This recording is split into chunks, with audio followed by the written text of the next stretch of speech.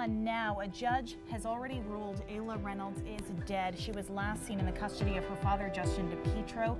This morning, the DePietro family spoke exclusively to News Center. We'll have that. Also, doctors are looking into whether or not they might be able to tell you, because of your DNA, whether or not you would be likely to be addicted to opioids. We'll look into that. Plus, dogs live in the studio. How you day. can help save these hurricane animals. This is News Center Now.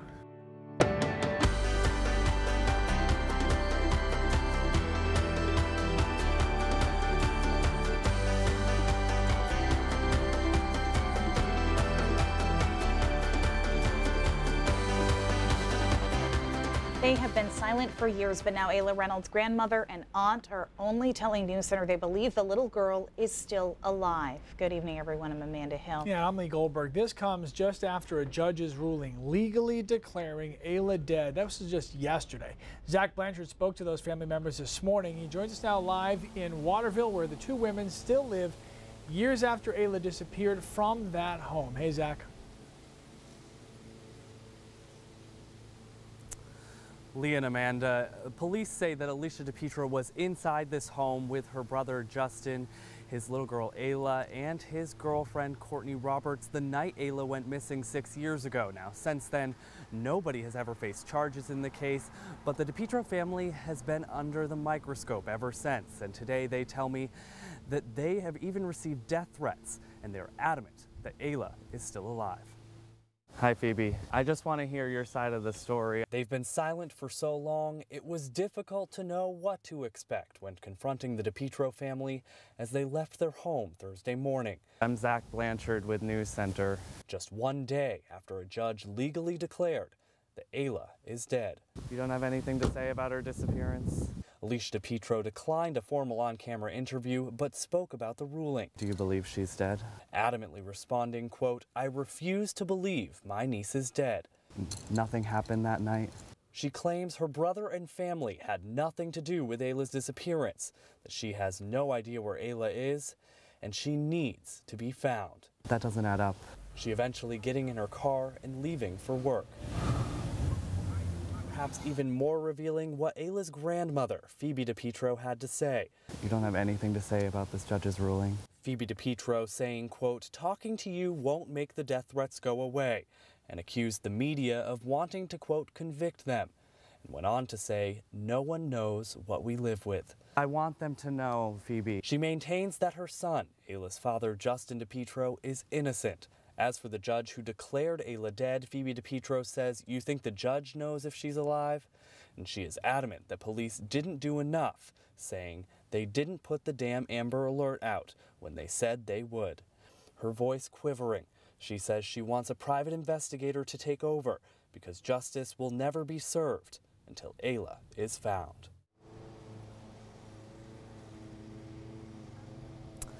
Now, again, we did offer a formal on-camera interview to the family, which they declined. Meanwhile, Justin DePietro, Ayla's father, who has since moved to California, is likely to still face a lawsuit from Ayla's mother, Trista Reynolds. However, we did reach out to the attorney of Trista Reynolds. He wasn't willing to immediately comment, but said that they plan to hold a press conference next week. Lee and Amanda. Zach, the search for Ayla was obviously one of the largest in Maine's history. Why was there no Amber Alert? Well, a public safety spokesperson with state police told me today that there was not an Amber Alert, and that was because it was originally reported as a missing persons case, not an abduction, and they felt that the media had been covering it and that the word was truly out there that the state knew, so that the Amber Alert really wasn't necessary. And in fact, in the state's history, the Amber Alert system has only been used twice. Lee and Amanda. All right, Zach, thank you very much. So many emotions on this story. It's really gripped our entire state ever since it first happened. Absolutely. So, all right, complete 180 now, and we're on to weather. Could be getting some much needed rain this weekend. Yeah, that could help, Keith. Yeah, we're in a drought. We're not going to get a ton, but there will be some showers on Saturday. Let's start with where we are right now, temperature-wise.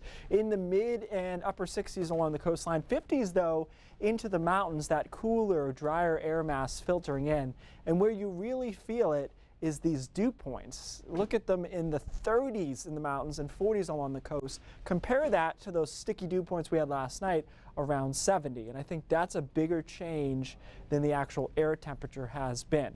Overnight lows tonight will be cool, 40s along the coastline even, and right around 32, 33 in Berlin, and some of the usual spots up towards Rangeley as well, getting to near freezing. This front will continue to move off to the north and east, and there's not much in the way of cloud cover behind it. So we'll be in good shape through the night tonight and through the day tomorrow. Now tomorrow will be notably cooler than today, with highs only around 65 or so along the coastline, cooler inland, and all of that with full sunshine. So it's going to be cool this weekend, guys, but let's not write off summer just yet. I think it's going to warm back up.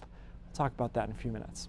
All right. Well, summer is officially over technically, but tick season is not. Researchers at Maine Medical Center say the adult deer tick usually appears around the first or second week of October. And lots of people are very familiar with the physical side effects and symptoms of Lyme disease, but people can also suffer neurological effects if Lyme goes untreated. Chris Costa spoke with one man who's still battling this disease even now. Chris. Yeah, Lee and Amanda, so many of us are familiar with some of those initial symptoms of Lyme, such as muscle pain or fatigue, but some doctors say there are a number of mental symptoms that can be equally as detrimental. Into you, so you're much more likely to get infected. David Aronson remembers finding the tick that bit him. If untreated, it can be a very complicated long-term disease. Even today, this licensed clinical social worker can still feel the symptoms of Lyme disease, sleeplessness, and chronic pain. It's not just a simple 2-week course of antibiotics. Aronson says while he is better than he was, the mental effects can be as damaging as the physical. Mental confusion, people call it brain fog, the lack of sleep. There can be personality changes. When you're that sick, it's really hard to maintain a positive outlook. There's a lot of people that need help. Naturopathic doctor Jacob Aguiar says about 95% of his patients suffer from Lyme disease. Severe anxiety with panic disorder. I've seen severe depression. I've seen suicidality. For some people, those are their worst symptoms, to where it's completely debilitating. For people battling Lyme, their health can go through highs and lows, periods of days or weeks at a time. Every visit, people express their frustration. Dr. Aguiar and Aronson are opening a new practice in Scarborough, using an integrative approach to living with tick-borne diseases. You know, the illness can present in so many different ways. A lot of people need support beyond just seeing a doctor. That's one of the things that people with Lyme struggle most is this sense of loss and grief of the life that they had, and difficulty accepting and the unknowing of what their life will be. Now, these two men plan to include an MD in their integrative health practice as well. Aronson also plans to hold a training for health professionals at the University of New England on November 14th on how to identify Lyme symptoms and support the patients. Now, you were just asking me a second ago, you know, we're not really seeing as many ticks. One thing that I talked about with Maine medical researchers today is that we will still see some ticks that will remain out until the average daily temperature gets to about 40 degrees Fahrenheit. That's when they may start to go away a little bit. All right. Thanks, Chris. Scary stuff. What are you doing? What are you doing? Jeez, lady, get off the plane. Jeez, another plane incident caught on camera, this time on a Southwest flight in Los Angeles. Police dragged this woman off the plane. The person holding the camera says she claimed she had a life-threatening pet allergy and asked that 2 dogs on the plane be removed, one a service animal. But the woman didn't have a medical certificate, so the crew asked her to leave instead. She refused, so she was removed. Now, usually we show you these videos, and most of you side with the passenger, but on this one and all over Facebook today, a lot of you saying the airline made the right call. The passenger should have left, and the dogs should have stayed on board. Karen says her son has extreme cat allergies, and they always communicate with the airline ahead of time and have the proper documentation. This woman should have done the same. Stephen says in this case, the animal wasn't a pet, it was a service animal. This woman should have told the airline she has special needs. The passengers with the service animals did. Diane says she doesn't blame this woman for being upset. The air would have been miserable for her, but Diane says she should have chosen to leave the flight because the flight would have been unbearable for her. Southwest did apologize for the incident, saying in a statement that they would work directly with the customer to address the concerns, but they also said law enforcement only became involved when they made repeated attempts to explain the situation, but the customer refused to get off of the plane. Still to come, a new weapon in the ongoing battle against addiction. that would give clinicians or providers or patients, frankly, an ability to talk about their individualized genetic risk of developing dependency.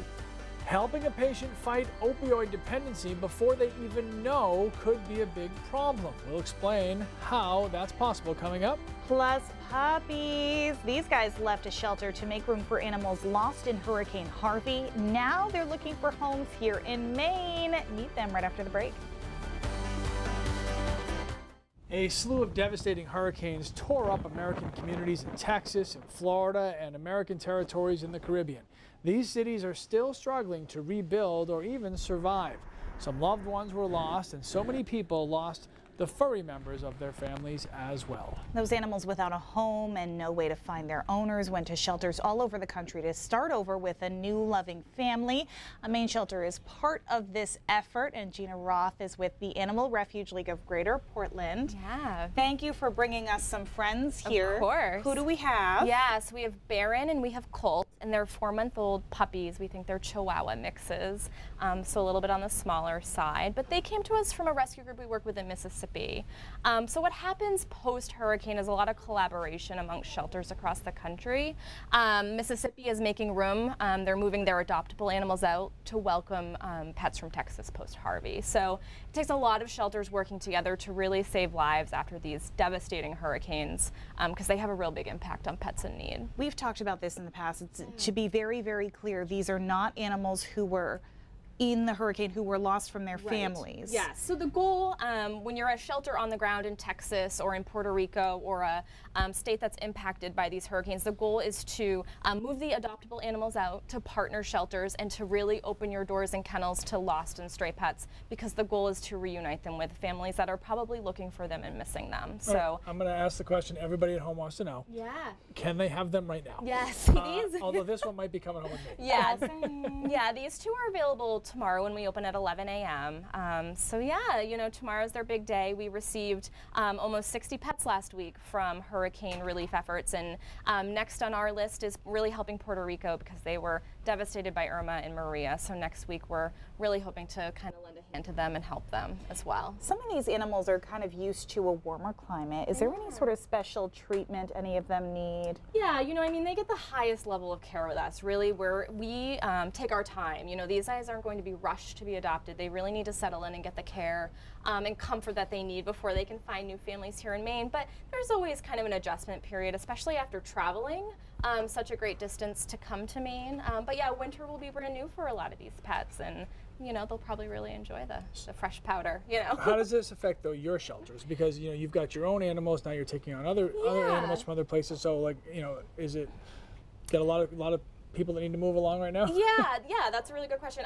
You know, it's important to note that our first priority is always to our community, Greater Portland and the state of Maine. But when an emergency happens, like these hurricanes, it's really, we feel responsible to help up, and we have the capacity to care for them. So, yeah, you know, we have had a really good response lately for adopters and foster homes. So a lot of the pets that make their way to us will land in a foster home before they are ready to be adopted. So it's really using what we have, the people that support us with their time, and it's a community effort, and we're happy to play a part in it. So. All right, what time do you open tomorrow? 11, and there are more than these two available tomorrow. So, but cats, small animals, dogs of all ages and needs. So. All right, Gina, thanks so much. Us. Appreciate it. Oh, little guy. All right. Okay. Do you think you have the world's best neighbors? What about the world's worst neighbors? Well, tell us right now on Facebook Live, because today is National Good Neighbor Day. We're listening to what you have to say coming up next. And Mother Nature promised us fall. Looks like she will pay up this week. Keith Carson has a full forecast next. For some people, all it takes is one pill or that one hit to become dependent on a dangerous substance. Yeah, there's so many Mainers die from substance use disorder or addiction. Scientists are kind of working around the clock to try to find a cure. Best medicine is prevention, and some researchers in Minnesota are building a treatment for dependency that could help a patient before they even become addicted. The key could be in our DNA. The idea of whether genetics plays a role in addiction is nothing new. In fact, the genetics and addiction correlations go back to at least the 1960s, if not older. But what is new? Using these studies to create a predictive score. That predictive score then can be used with some advanced technologies to develop or distinguish in between patients that have a lower genetic risk of developing dependency to particular agents, or a higher risk of addiction based on their genetic makeup.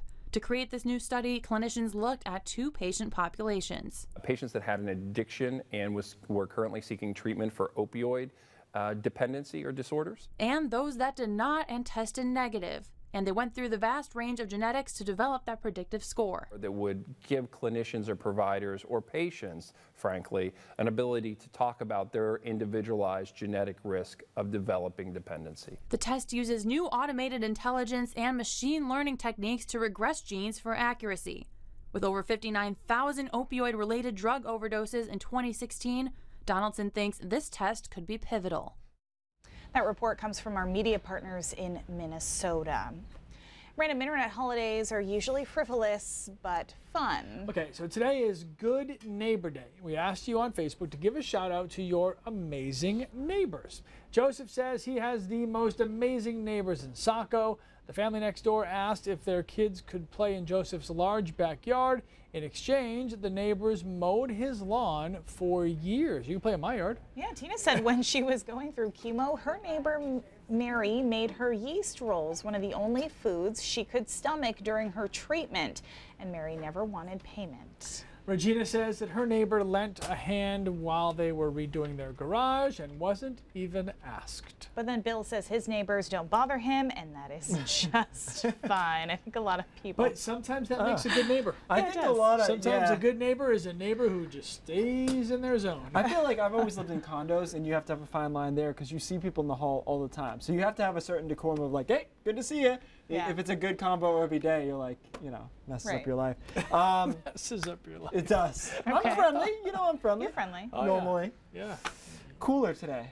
Yes, Fall. it was Fall. windy, What's that too. face for, Lee? I'm just so happy we're out of time. Yeah, I know. have so much to say. I know. 68 right now. Oh, I'm looking a little short. There we go. 68 right now in Portland, 67 in Rockland, 64 in Augusta, and 63 in Bangor. Temperatures have continued to fall. Dew points low as well. 37 in Berlin, 42 in Lewiston, 42 in Augusta. That's the biggest change, is that we had that drier air settle in. Yes, it's cooler, but it's more that it's so much drier. And tonight we'll be in the 40s, even along the coastline, and 30s in the mountains. So we have to be careful because we don't want a hard freeze with this time of the year in the foliage. I don't think we'll get that tonight. Front, there it is, that moved offshore. That gave us that cooler air from the north and west. It'll continue to settle away from us tomorrow. Tomorrow is a bright day, but temperatures only around 60 to 65 for the vast majority of us. And then Saturday, there's a little change in the forecast, an increased chance of showers over central and southern Maine as this little disturbance here swings by on Saturday morning. I think we're going to see some showers mid-coast on south before that moves out Saturday afternoon. And Sunday still looks fantastic. A ton of sunshine, temperatures right around 66 to 68, which is pretty much dead on what you want to be this time of the year. Here's your hour-by-hour forecast. Again, temperatures driving down tonight, but by tomorrow, despite the sunshine, we don't really get much warmer than those low 60s. And by tomorrow evening, back into the 50s, and then getting down into the 40s overnight. Here come those showers on Saturday. Different computer models are more aggressive with this than this particular model, but I do think there's a chance of them. Probably south of Brunswick, Portland, and down into York County and even into Sanford. Those move out Saturday afternoon, and then we're in much better shape for Sunday with warmer temperatures. Rainfall forecast over the next 6 or 7 days is not overly promising. Most of us seeing under 1/4 inch of rain, almost all of this occurring on Saturday with those rain showers. So as far as the drought goes, that will continue now to build along the coastline. That's the bad news. The good news is heck of a week coming up. Monday, Tuesday, Wednesday, even into Thursday look good.